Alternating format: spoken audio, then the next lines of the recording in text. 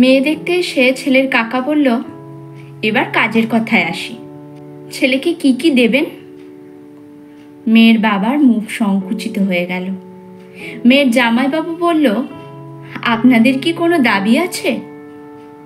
ছেলের কাকা বলল, বেশি কিছু না, মেয়ের হাতের কানের গলা সাজিয়ে দেবেন আর ছেলেকে একটা 4 চাকা দেবেন। ছেলে বড় চাকরি করে, যে সে গাড়ি তার সাথে যায় না।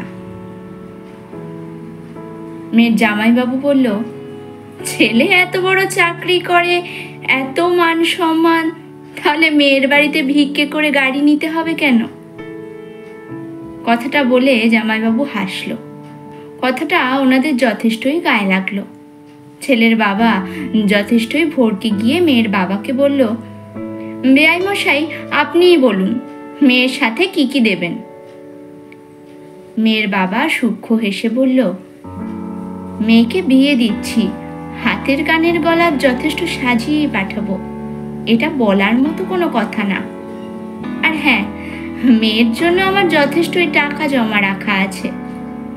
আপনারা চেয়ে সেটা হারালেন, না চাইলে যা চেয়েছিলেন তার চেয়ে বেশিই পেতেন। ছেলের বাবা বিনীত ভঙ্গিতে বলল, আহা, আপনি চটে যাচ্ছেন কেন? টুকটাক আলাপ তো হবেই বিয়েতে। মেয়ের সাথে যা দেবেন তাই নেব, সমস্যা নেই।